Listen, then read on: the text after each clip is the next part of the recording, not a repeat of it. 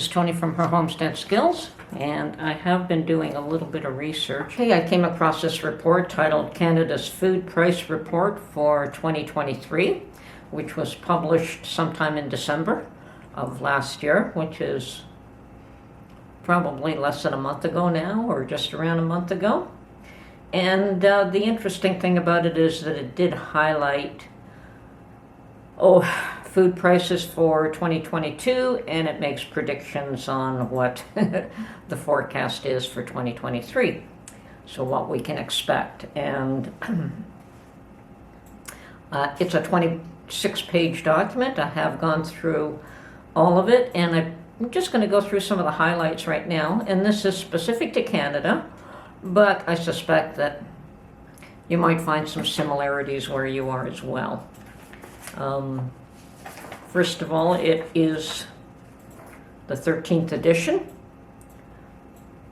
and it's published annually, and it is a shared document by a number of universities across Canada.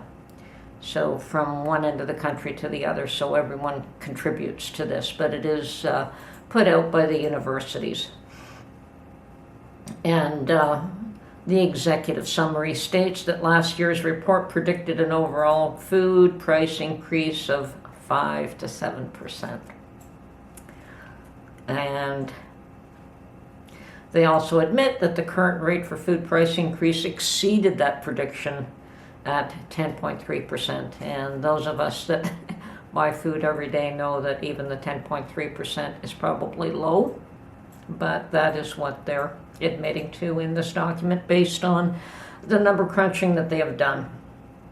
And that 10.3% was as of September 2022.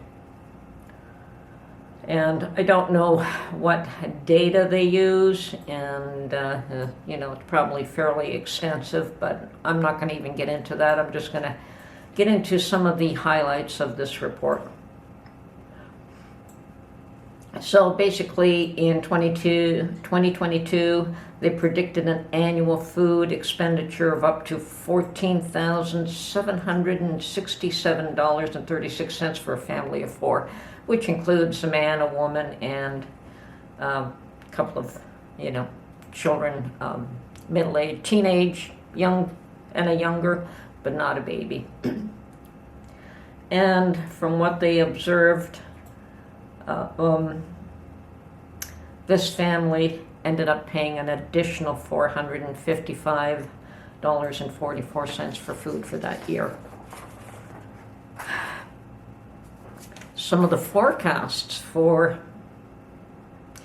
2023 include anticipated changes for bakery from 5 to 7%, for dairy from 5 to 7%, from fruits from 3 to 5%, from meat to 5 to 7%, other, I don't know what other entails, but 5 to 7%, so seafood at 4 to 6%, and vegetables from 6 to 8%. So the largest increase they're predicting for 2023 is in the vegetables. Interesting. So they predict a total price increase for 2023 in food prices from another 5 to 7%.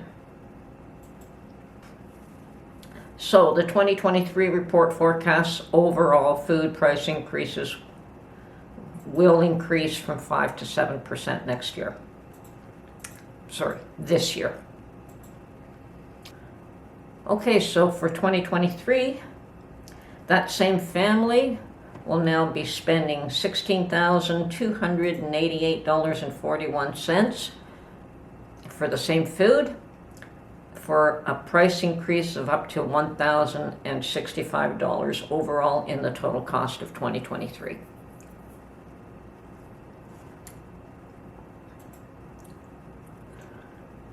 In 2022, the ongoing repercussions of the pandemic, Canada's supply chain disruptions, as well as labor shortages, saw the highest rate of food inflation since the 1980s.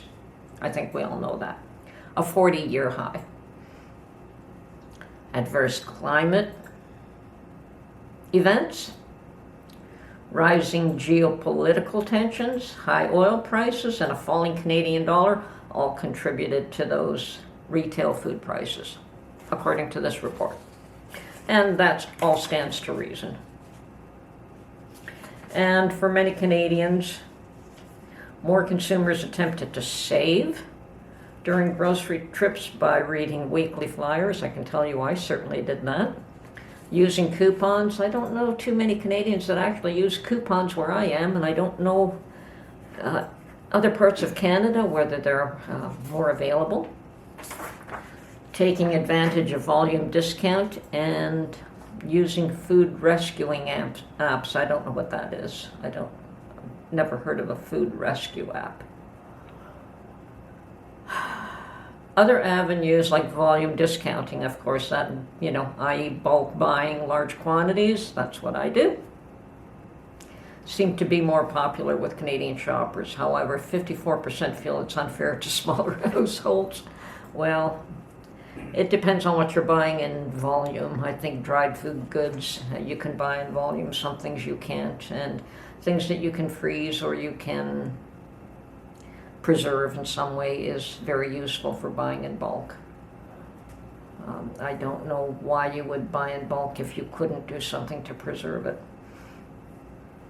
This report also claims that the effects of climate change and the impact of high transportation costs, which we're all aware of, and as a result of higher oil prices, will continue throughout next year. So all of that is going to affect your food costs. They admit they forecast a 7%, and it was considered by many people to be alarmist, the 7% increase. Yet here we are with a food inflation rate above 10%. And I personally believe that 2023 is going to be a whole lot worse than 2022, even though they are predicting a 5 to 7% increase. And in 2022, the largest increase that they had, based on their predictions and the actual, was in bakery. They predicted 5 to 7%, and it actually was 14.8. Another high one was fruits. They predicted only 3 to 5%, and it was actually 11.4. And vegetables predicted a 5.7% increase, and that was 12.7. And I think so according to the 2022 hunger count published by food banks, the use of food banks has increased in Canada by 15%. The lack of affordability Canadians are facing as a result of rising food costs resulted in estimated 23% reporting that they eat less than they should. In normal years, food banks tend to see a slowdown of use in the summer months, but last summer there was no slowdown, and food banks face their toughest summer in 41 years. So, okay. Yeah, the term greedflation, and it represents grocery prices in the fall of 2022. It refers to the practice of taking advantage of high inflationary times to earn excessive profits. And they claim that they're launching a study of grocery store competition in Canada with the goal of examining various issues there. Okay. They would investigate food prices and the alleged abuse of large grocery stores. And another impact of the rising food costs are obviously transportation costs and the impact of what is termed shelflation. And it describes when supply chain issues lead to overripe or less fresh food products making their way onto the store shelves. And factors that contribute to that, to supply chain issues, could include labor shortages, weather, border-related challenges, or any event that could realistically extend shortage or transportation times. In 2022, 63% of Canadians noted that they had to throw away food prematurely because the food goes bad faster than it can be consumed. Okay, to combat this issue, they're looking at what they call middle-mile solutions for supply chain disruptions and combating the costs associated with transporting food that can impact food prices. The middle mile is the part of the supply chain that consumers do not see but which affects them. One component of costs associated with the middle mile is food costs for transportation. Anyway, we're not going to go into the lockdowns and economies and all of that, energy prices. There are so many other factors that I'm not going to go into. They mentioned cybersecurity, the conflict in Ukraine on the impacts of food prices. And they note that North America is in a food security bubble. Despite the horror in Ukraine, most shelves at our grocery stores are full of food. Few of us can appreciate what other parts of the world are experiencing. And no doubt that's the case today still. In October, Loblaws did put a price increase on some of their private label products. And that price increase or price freeze would extend until the end of January. But most Canadians were expecting empathy from the food industry to come sooner than that. Okay. Impacts of climate change and the carbon tax. Well, the carbon tax is something Canadians will need to understand how carbon taxation will impact food affordability in Canada over time. I'm not going to get into that detail either. So, microeconomic factors and drivers. So they have a table here of drivers for Canada's food prices that they're predicting for 2023. And on the macro level, the impacts to food prices are climate change, geopolitical risks, input costs, energy costs, inflation, current currencies and trade environment, and COVID-19 still. And most of these are either very significant impact or moderate, but most of them are very significant. And the likelihood of those things to impact food prices goes from likely to very likely. And there are other categories such as food retail and distribution, food processing figures, policies and regulations, consumer awareness. Now these are moderately impact and still likely to impact food prices. On the domestic level, consumer indebtedness and consumer disposable income, which is what we're all dealing with, is going to have a very serious impact and very likely to affect price increases. They go into what affected it in 2022, and I'm not going to go into that. But it does say the watch list items for 2023 that they were hoping to have better news for Canadians, given the difficulties experienced in 2022, but our model tells us a different story. So yeah, expect 2023 to be worse. Okay, for 2023, what to expect. Consumers have become savvy grocery shoppers. Fragility will continue to be a priority for many Canadians. No kidding. Food security will continue to be a concern. Prices are expected to increase. There were nearly 1.5 million visits to food banks in 2022, making the highest March use in history, and an increase in use of 35% from 2020 and 15% from 2021. While interest rates will increase shelter costs for many Canadians, a stronger currency will lower the price of many food imports, yet the former will likely outweigh the latter.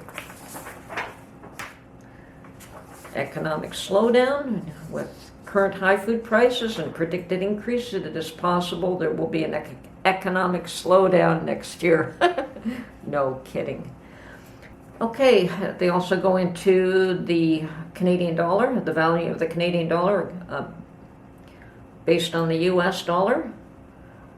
It also will add to the pressure of inflation that Canada is already experiencing by making imports more expensive. It's not expected that the Canadian dollar will improve until later in 2023 when interest rates stop rising, and that is if they stop rising. Interest rate changes in the U.S. could also impact Bank of Canada's decision on interest rates, as the two economies are linked, and we all know that. Anyway, that's one report. I'm sure that there are many more. I don't know how the predictions from last year from 2022 to 2023 were off by at least 30%, and it could be much worse again in 2023. So folks, stock up. Food prices aren't going to get any cheaper. This report is based on food prices in Canada, but there are likely some aspects of it that can translate to other countries, and specifically our neighbors to the south. I think Europe probably is facing even greater challenges than we are here. And anyway, all I can say is I don't think it's going to get any better, at least in the first 6 months of 2023. Food prices will continue to increase, and I think vegetables, they claim that vegetables, and I must have skipped over that and missed it, but they claim that vegetables are probably going to be the item that increases the most in price over the next year. So putting in your garden would probably be a wise thing to do, growing as much of your own vegetables as you can. Food prices are not going down in any hurry, so stock up while you can, and whatever you buy today will save you money tomorrow. We've been saying this all along, we believe it, and now I found this report to actually, I don't need that report to tell me that that's the way it's going. It's pretty obvious to most of us. Anyway, this is Tony from her Homestead Skills. Hope you enjoyed getting this official report, and we'll catch you on the next one. Bye for now.